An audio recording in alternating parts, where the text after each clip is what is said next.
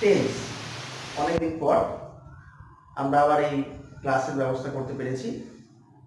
যেভাবে হোক নেওয়ার চেষ্টা করছি। টেন্সটা আমাদের হচ্ছিল দুটো ক্লাসেই কিছুটা এগিয়ে ছিল, কিন্তু আমরা আবার প্রথম থেকে করব। এই অবস্থা এখন সবাই আমরা আটকে আছি, প্রথম থেকে আবার আমরা করব।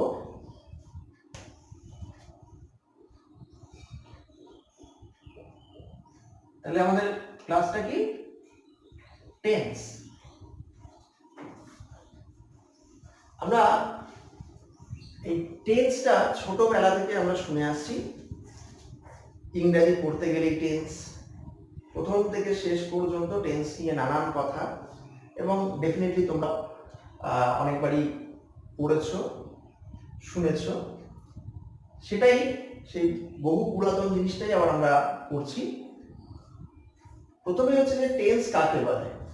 আমরা জানি যে ক্রিয়া সম্পাদনের সময়কে বলে টেন্স। কি বললো? ক্রিয়া সম্পাদনের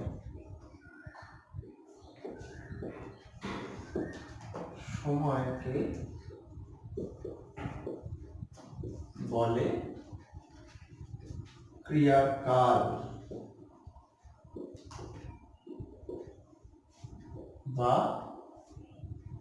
টেন্স। অর্থাৎ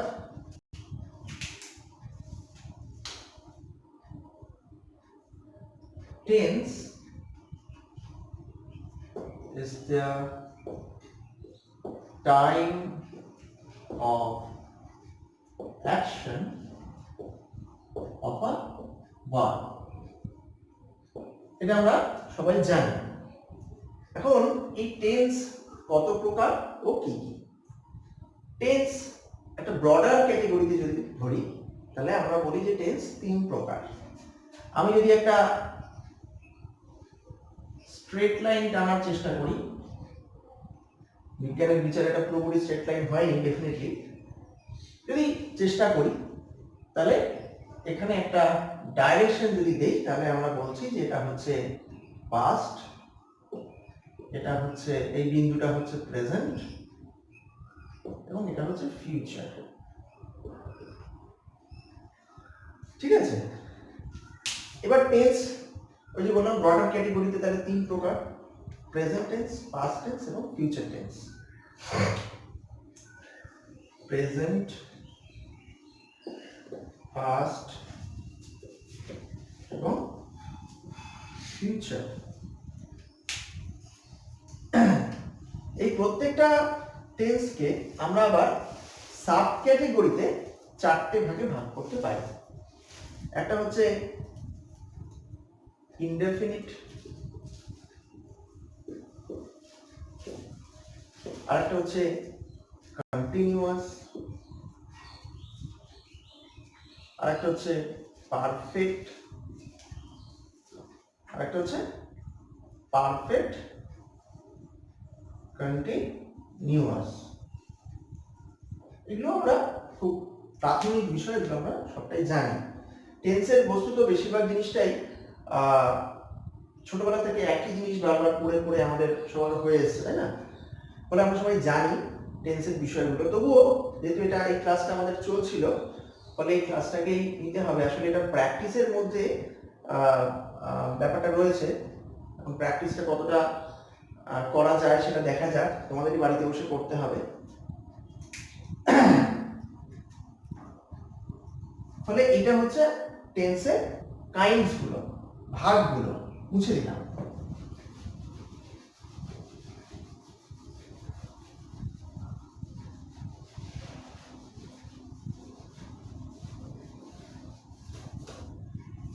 এবার হচ্ছে তাহলে আমরা কোনটা করব? প্রথমটা করব প্রেজেন্ট টেন্সের যে simple present tense. Simple present tense, এটাকে আমরা আরেকটা কি বলি? বা present continuous, present indefinite tense.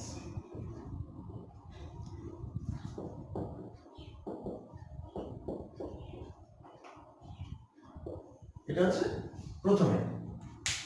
আমরা সাধারণভাবে কথাটা বলেছিলাম না যে তিনটে ভাগে ভাগ করা যায়, কিন্তু সবসময় আমরা যখন টেন্সের কথা বলবো গ্রামাটিক্যাল অর্থে আমরা কিন্তু সবসময় স্পেসিফিক টেন্সের কথা বলবো। শুধু প্রেজেন্ট বা পাস্ট বা ফিউচার টেন্স এই বাক্যটা পাস্ট টেন্সে শুধু এরকম ভাবে বলবো না, আমরা কিন্তু স্পেসিফিক মেনশন করে বলবো এটা পাস্ট ইনডিফিনিট টেন্স না পাস্ট পারফেক্ট টেন্স নাকি পাস্ট কন্টিনিউয়াস টেন্স, এরকম ভাবে আর কি। এটা কিন্তু যেন খেয়াল রাখতে হবে। এনিওয়ে, তাহলে সিম্পল প্রেজেন্ট টেন্স কখন আমরা ব্যবহার করি, এটা আমরা দেখব যে কখন আমরা এই সিম্পল প্রেজেন্ট টেন্স ব্যবহার করি। কোন কোন ক্ষেত্রে একটু খেয়াল করো। এক নম্বর হচ্ছে বর্তমান কালে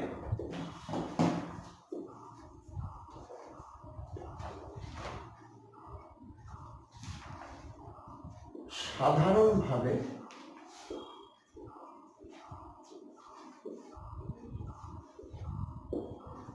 কোনো কাজ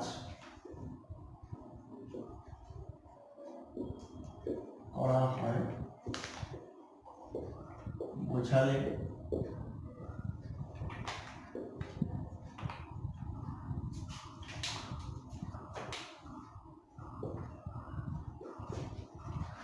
তারপরে কোন সময় কোন ক্ষেত্রে আমরা ব্যবহার করি,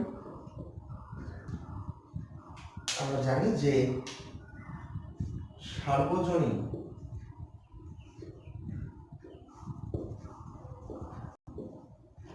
বা বিশ্বজনীন সত্য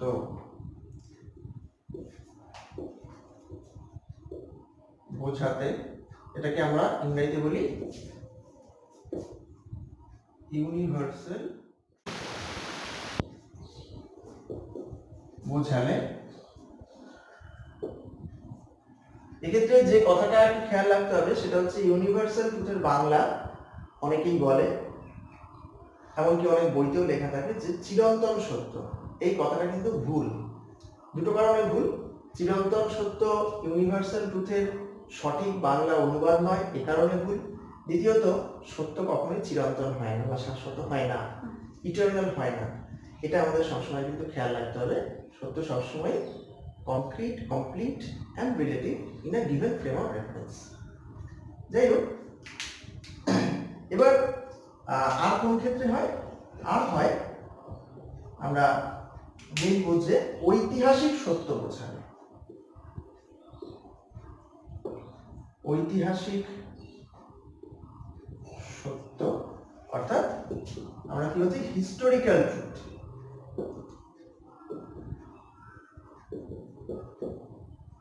হিস্টোরিক্যাল ট্রুথ বোঝালে। আর আরেকটা ক্ষেত্রে হয় সেটা হচ্ছে অভ্যাসগত সত্য বোঝালে। অভ্যাসগত সত্য অর্থাৎ হ্যাবিচুয়াল ট্রুথ বোঝালে। এইগুলোর ক্ষেত্রে অর্থাৎ সিম্পল প্রেজেন্ট টেন্স হয়। বোঝালে এই চারটে ক্ষেত্রে সিম্পল প্রেজেন্ট হয়। এক্ষেত্রে সাধারণভাবে কথাটা আমি একটু আন্ডারলাইন করলাম, এটা গুরুত্বপূর্ণ, এটা আমাদের খেয়াল রাখতে হবে। এই যে বর্তমানকালে সাধারণভাবে কোনো কাজ করা হয় বোঝালে কথাটা কেন সাধারণভাবে বলা হচ্ছে, কারণ যেখানে কোনো তার কাজের সময়টা স্পেসিফিক্যালি মেনশন করা হচ্ছে না। আমরা সিম্পল প্রেজেন্ট টেন্সটা সবার প্রথমে করি সবসময়, কিন্তু মনে রাখতে হবে এই টেন্সটার ব্যবহার কিন্তু প্রচুর, এটা অনেক কাজে লাগে। এবং মজার কথা যে এই টেন্সটার ব্যবহার বিশেষ করে থার্ড পার্সনের ক্ষেত্রে করার সময় অনেক সময় আমি দেখেছি কিন্তু আমাদের ভুল হয়ে যায়, ফলে এটা আমাদের একটু খেয়াল রাখতে হবে।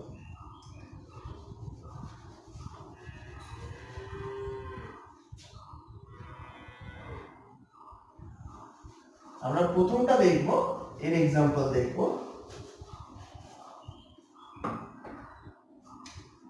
তাহলে বর্তমানকালে সাধারণভাবে কোনো কাজ করা হয় বোঝালে সিম্পল প্রেজেন্ট টেন্স আমরা ব্যবহার করি। কিরকম, I go to college, first person দিয়ে। You drive a car second person দিয়ে, হি বা শি প্লেজ ফুটবল, এবং আমাদের রঞ্জন কি করছেন, রঞ্জন ইটস রাইস বা fried rice, Ranjan it's fried rice. এটাই হচ্ছে আমরা দেখতে পাচ্ছি যে first person, second person, third person using noun, এটা দিয়ে আমরা চারটে বাক্য, সাবজেক্ট বসছে, ভার্ব বসছে, তারপর অন্যান্য জিনিসগুলো সাবজেক্ট ভার্ব, এখানে object, subject verb object, subject verb object, ঠিক আছে? এইভাবে যে বসছে এটা আমরা দেখতে পাচ্ছি, খুব সহজ, এটার মধ্যে অন্য কিছু খুব একটা বলার কিছু নেই, ফলে আমি মুছে দিলাম। কেমন? এবার হচ্ছে আমরা যেটা লিখেছিলাম আগে, ইউনিভার্সাল ট্রুথ, আমি ওই কথাটাতে আর লিখছি না, ইউনিভার্সাল ট্রুথ বোঝালে টোঝালে তার উদাহরণটা বলছি। কিরকম ইউনিভার্সাল ট্রুথ? আমরা খুব কতগুলো সহজ কমন উদাহরণ রয়েছে আমরা জানি। The earth moves around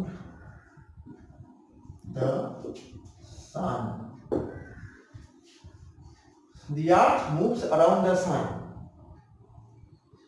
আমরা বলতে পারি যে the sun rises in the east. তাহলে the earth, the sun এদিকে moves, rises in the east, এটা হচ্ছে around the sun। তাহলে এই প্যাটার্নটা একটু আমাদের খেয়াল রাখতে হবে, প্যাটার্ন স্ট্রাকচারে পড়ে আসছি। এটা আমরা জানি ইউনিভার্সাল ট্রুথ, সার্বজনীন সত্য, মুছে দিলাম। এবার হচ্ছে হিস্টোরিক্যাল ট্রুথ। হিস্টোরিক্যাল ট্রুথ ব্যাপারটা কি? আমরা জানি যে হিস্টোরিক্যাল কথাটা হিস্ট্রি থেকে মানে ইতিহাস। এবার ইতিহাস যেটা হয়ে গেছে সেটা তো অতীতের বিষয়, কিন্তু কিছু জিনিস থাকে অতীতের বিষয় হয়ে গেলেও, ইতিহাস হয়ে গেলেও বর্তমান দিনেও তার যে ব্যবহার বর্তমান কালের মতো করে আমরা তাকে বলতে পারি, বর্তমান কালে আমরা সেই ব্যবহারটা করতে পারি। তো হচ্ছে হিস্টোরিক্যাল ট্রুথ। কিরকম? দেখো, ইতিহাস হয়ে গেছে কিন্তু সেটা আজও সত্য। আমরা এই বাক্যটা লিখতেই পারি যে Netaji Subhash Chandra Bose is a great hero.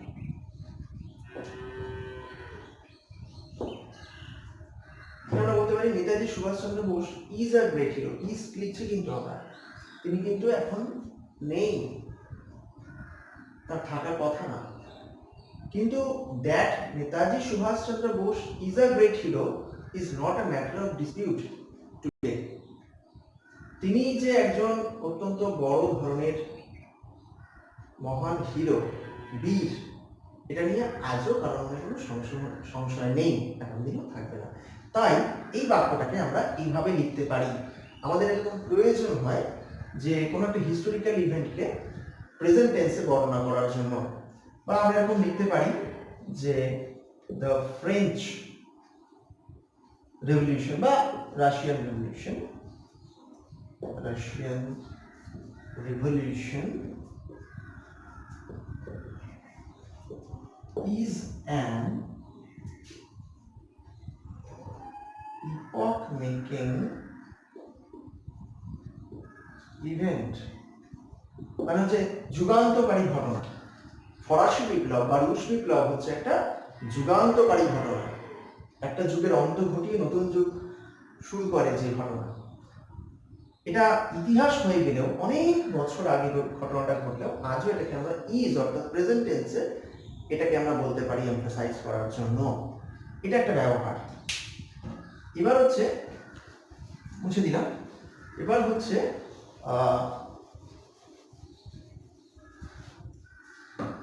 Habitual, অভ্যাসগত সত্য। এটা অভ্যাস হয়ে গিয়েছে। কিরকম?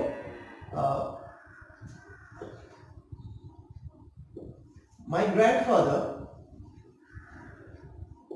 বা রঞ্জন's grandfather reads the Hindu, সবাই স্টেটসম্যান কেন পড়বে, every morning. My grandfather reads the Hindu every morning. আমার দাদু ঠাকুরদা প্রতিদিন সকালে দ্য হিন্দু পড়েন। ইটস হিজ হ্যাবিট, এটা তার অভ্যাস, তাই এটাকে আমরা এইভাবে বলছি। কেমন? তাহলে এই হচ্ছে সিম্পল প্রেজেন্ট টেন্সের ব্যবহারগুলো। এবার আমি মুছে দিলাম এটাকে। এবার এই যে ব্যবহারগুলো করলাম, এর থেকে আমরা টেন্সটার এই টেন্সটা দিয়ে যে বাক্য গঠন করব তার একটা সেন্টেন্স কনস্ট্রাকশন, এটাকে আমরা একটা সূত্র আকারে, ভুল আকারে লিখব। এটা তোমরা জানো, সেন্টেন্স কনস্ট্রাকশন।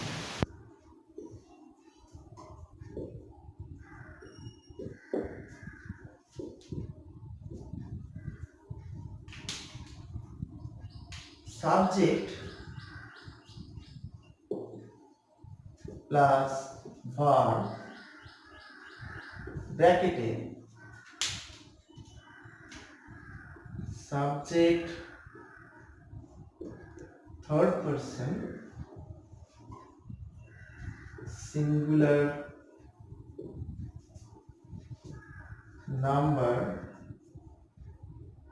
হলে ভার্বের সঙ্গে এস বাই এস যুক্ত হয়।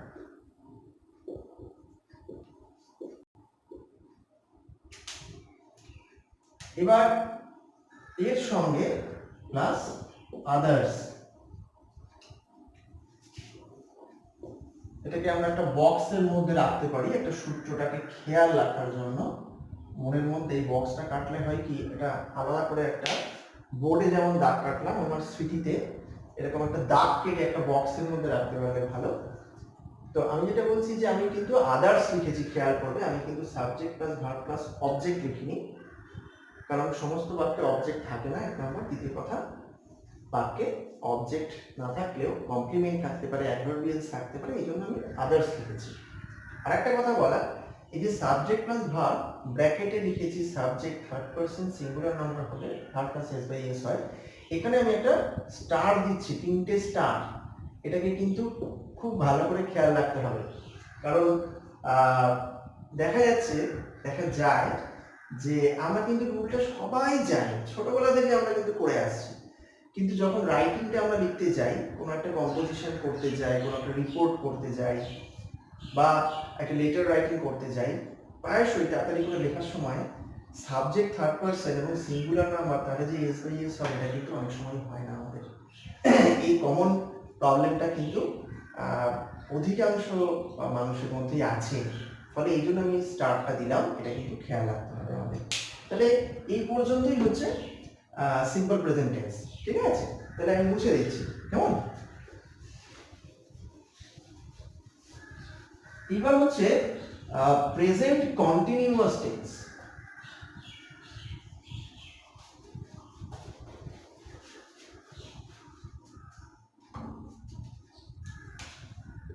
Present continuous tense. Present continuous টেন্সটা খুবই সহজ, বেশিক্ষণের ব্যাপার না। আমরা জানি সবাই যে বর্তমানকালে কোনো কাজ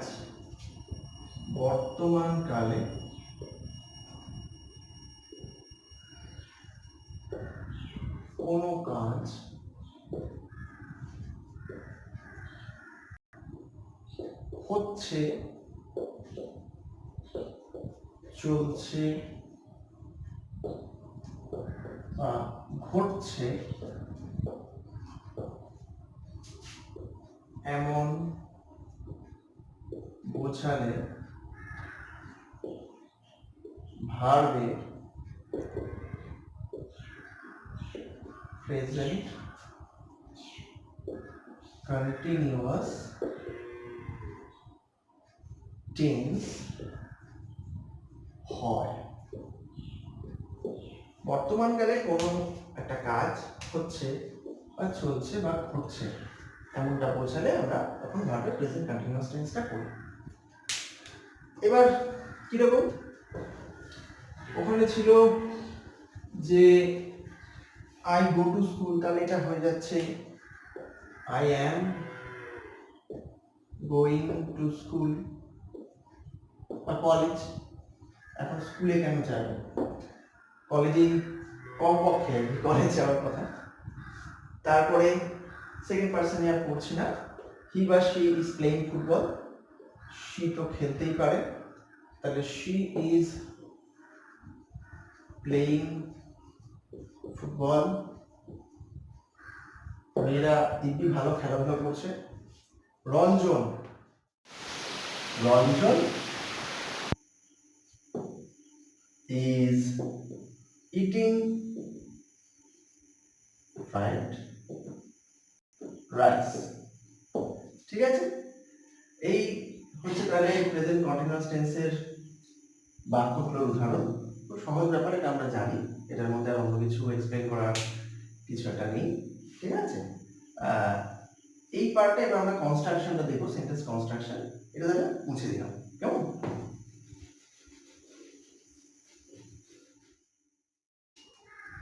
তাহলে সেন্টেন্স কনস্ট্রাকশনটা কি হচ্ছে,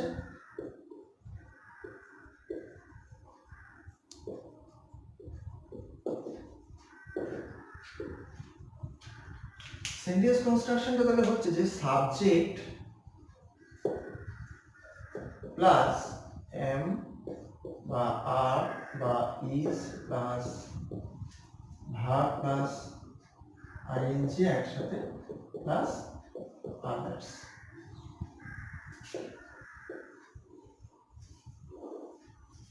ঠিক আছে, সাবজেক্ট প্লাস এম আর বা is plus verb plus ING plus others. যেমন সাবজেক্ট হবে, তার যেমন নাম্বার হবে, সিঙ্গুলার বা প্লুরাল, সেই অনুযায়ী আমরা কনস্ট্রাকশনটা করব।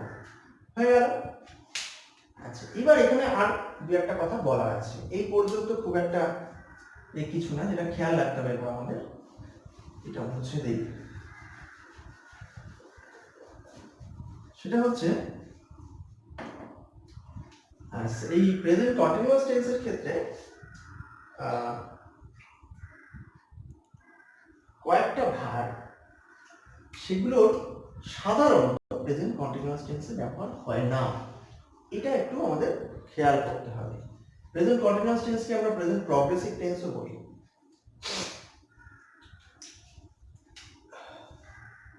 দেখো, যদি আমরা বলি যে আমি একটা পাখি দেখছি, আমাদের বাড়ির সামনে বা তোমাদের বাড়ির সামনে গাছে একটা পাখি রয়েছে, আমি দূর থেকে দেখছি, আমি কিন্তু এই মুহূর্তে দেখছি, তাহলে এটা প্রেজেন্ট কন্টিনিউয়াস টেন্স। কিন্তু আমি যখন ইংরেজিতে লিখব, তখন আমি কি লিখব? আমি কি লিখব যে I am seeing a bird? যদি আমি এরকম বলি I am seeing a bird, তাহলে এটা একটা ভুল বাক্য হবে। আমাকে বলতে হবে আই সি আ বার্ড। উল্টো দিক থেকে বলতে গেলে, যখন আমি ইংরেজিতে লেখা দেখবো আই সি আ বার্ড, আমি পড়বো আমি একটা পাখি দেখি, এমনটা করবো না, কিন্তু আমি পড়বো আমি একটা পাখি দেখছি, অর্থাৎ কন্টিনিউয়াস টেন্স করবো বাংলায় বোঝার জন্য। কারণ আমি একটা পাখি দেখি, একটা পাখি দেখতেই থাকি, এরকম তো হয় না। এটা কেন হচ্ছে? কারণ এটা সি হচ্ছে একটা স্টেট ভার্ব। তোমাদের মনে আছে আমরা আগে যখন ভার্ব পড়েছিলাম, তখন স্টেট ভার্ব এবং ইভেন্ট ভার্ব আমরা পড়েছিলাম। ইভেন্ট ভার্ব হচ্ছে যাকে বাইরে থেকে যার কোনো ইভেন্ট, কোনো ঘটনার দ্বারা যে ভার্বটাকে বোঝা যায়, আর স্টেট ভার্ব হচ্ছে বাইরের থেকে কোনো ঘটনার দ্বারা যে ভার্বটাকে বোঝা যায় না। তো সেগুলো হচ্ছে স্টেট ভার্ব। সি হচ্ছে একটা স্টেট ভার্ব। তাই স্টেট ভার্বটার ক্ষেত্রে সাধারণত প্রেজেন্ট কন্টিনিউয়াস টেন্সে তার বাক্যে প্রয়োগ হয় না। সাধারণত মানে কিন্তু বেশিরভাগ ক্ষেত্রে, সব ক্ষেত্রে নয়, তার ব্যতিক্রম তো রয়েছে। যেমন বা ধরো আমরা যদি এরকম ভাবে বলি যে এই মল্লিকা বা তনিমা তোমাদের মধুর মনে পড়ছে, বা এখানে ধরো মৌসিনা, কোয়েল, এই ব্যাচে এরা হচ্ছে মোটেই ভালো মেয়ে না। আমি বুঝতে পারছি যে এরা মেয়ে খুব ভালো নয় আর লোক খুব ভালো নয়, এই যে আমি বুঝতে পারছি। I understand that কোয়েল হচ্ছে অত্যন্ত বদমাশ মেয়ে।